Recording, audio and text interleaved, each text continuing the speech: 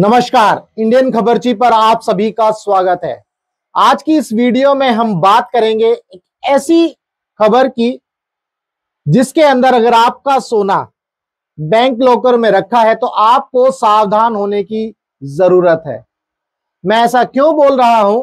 क्योंकि national consumer dispute redressal commission ने अभी एक ऑर्डर पास किया है। वो ऑर्डर जो है एक आदमी और जिसने कंप्लेंट करी थी और सेंट्रल बैंक ऑफ इंडिया, इन दोनों के बीच में केस चल रहा था। केस क्या था वो मैं आपको आज की इस वीडियो में बताऊंगा। आपको इस वीडियो को देखते वक्त या इस वीडियो को जब पूरा आप देख लेंगे तो आपको ये समझना है कि अगर आपका कोई भी कीमती सामान बैंक के लॉकर में रखा है तो आपको क्या करना है। ये पूरी वीडियो जानने के बाद आपको ये जरूर समझ में आ जाएगा। तो चलिए वीडियो को स्टार्ट करते हैं। सबसे पहले अगर आपका सोना जो है बैंक के लॉकर में रखा है तो आपको सावधान होने की जरूरत है। हमने ये मुहिम छोड़ी है, जागो जनता जागो, अपना हक पहचानो। आपको अपना हक पता होना चाहिए, ठीक है। तो इसीलिए हम इस मुहिम के साथ आगे बढ़ेंगे। होता क्या है, जो शिकायत करता है उसने सेंट्रल बैंक ऑफ इंडिया में जो है एक लॉकर लिया हुआ था और उस लॉकर का वो नियमित रूप से किराया दिया करता था। 28/9/2015 को उसके जो सेंट्रल बैंक ऑफ इंडिया के पास लॉकर था वहां पर चोरी हो जाती है और उस व्यक्ति के लॉकर से जो है जितना भी कीमती सामान था वो चोरी हो जाता है। कीमती सामान चोरी होने के बाद वो व्यक्ति जो है एफआईआर दर्ज कराता है। कीमती सामान की जो कीमत थी 1,85,780 रुपए थी। इसके बाद व्यक्ति ने जो है दावा फॉर्म भरा, यानी कि क्लेम किया सेंट्रल बैंक ऑफ इंडिया को कि भाई जो है मुझे जो है इतना पैसा दिया जाए। सेंट्रल बैंक ऑफ इंडिया ने बोला कि भाई ये जो चोरी हुई है हमारी लापरवाही से नहीं हुई है। तो आप यहां तक देख सकते हैं कि भाई कोई बैंक जहां पर आपने अपना वहां पर लॉकर लिया है और आपने अपना सामान रखा हुआ है, क्या कोई बैंक ये बोल सकता है कि भाई ये जो चोरी हुई है उसमें जो है हमारी जिम्मेदारी नहीं है? ऐसा नहीं बोल सकता। लेकिन यहां पर सेंट्रल बैंक ऑफ इंडिया बोल रहा है कि भाई हमारी लापरवाही की वजह से चोरी नहीं हुई तो इसलिए हम आपको जो है ये पैसा नहीं दे सकते। इसके बाद जो शिकायत करता था वो परेशान हो गया, भाई उसका पैसा डूबा, तो उसने जिला फोरम में शिकायत कर दी, ठीक है। डिस्ट्रिक्ट फोरम में शिकायत करी। शिकायत करने के बाद जिला फोरम ने सन 2018 में, दिसंबर 2018 में एक आदेश पास किया और बोला कि भाई 1 महीने के भीतर यानी कि 30 दिन के भीतर जो शिकायत करता है उसको 1,85,780 रुपए दिए जाए और 9% वार्षिक दर से, कौन सी डेट से, जब उसने केस किया था वहां से लेकर के उसको 10,000 रुपए दिए जाए। जो भी शिकायतकर्ता को मानसिक उत्पीड़न का सामना करना पड़ा है उसके हर्जाने के तौर पर 10,000 रुपए दिए जाए और 2,000 रुपए दिए जाए जो भी उसका केस करने में जो खर्चा हुआ है, बेसिकली उसका मुआवजा, वो उसको दिया जाए।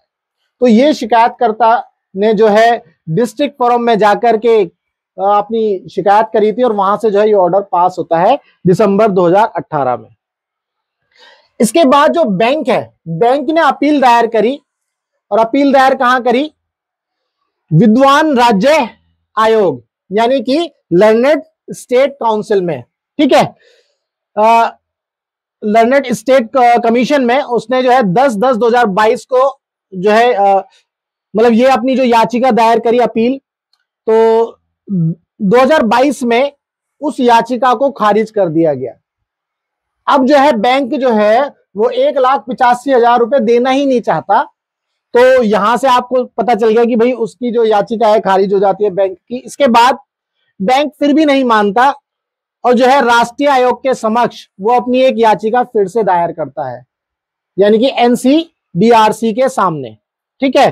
तो बैंक ने जो है तर्क दिया, वो बोला कि भाई जो भी सामान चोरी हुआ है उसमें उसकी कोई जिम्मेदारी नहीं है। बैंक ने एक तो ये तर्क दिया। दूसरा तर्क ये दिया कि जो व्यक्ति ने जो शिकायत करी थी, यानी कि जो शिकायत करता है उसने जो कंप्लेंट करी थी उसमें कहीं पर भी जो सामान चोरी हुआ है वो और बैंक उसके लॉकर के साथ कोई रिलेशन नजर नहीं आ रहा। ठीक है, तो वो जो है ना याचिका कोई सबूत नहीं दिया, यानी कि यह दावा भी किया गया कि शिकायतकर्ता ने साबित करने के लिए कोई सबूत नहीं दिया कि लॉकर में क्या था। लॉकर में सोना था, पैसे थे, कोई डॉक्यूमेंट्स थे, ये उसने मतलब कोई भी सबूत नहीं दिया। तो इसीलिए जो है बैंक ने अनुरोध किया है एनसीडीआरसी से कि भाई उसकी याचिका को जो है दोबारा से सुना जाए और जो जितने भी पिछले आदेश थे उनको पलट दिया जाए। ठीक है, अब इसके बाद आयोग ने जोर देकर कहा कि भाई जो बैंक लॉकर संचालन है उसकी पूरी की पूरी जिम्मेदारी बैंक की होती है।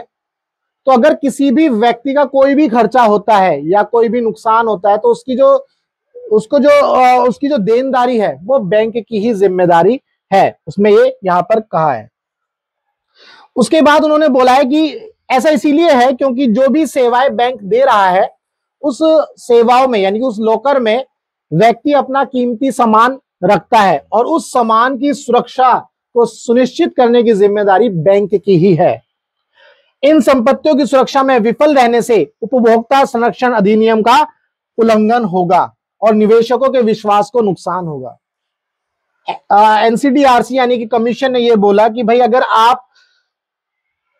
आप उनके सामान की रक्षा नहीं कर सकते तो उपभोक्ता संरक्षण अधिनियम का जो है सीधा सीधा उल्लंघन होगा और फिर आपके बैंक में ही लोग जो है इन्वेस्ट करने से बचेंगे। इसीलिए ये जरूरी है, ये बैंक की जिम्मेदारी है।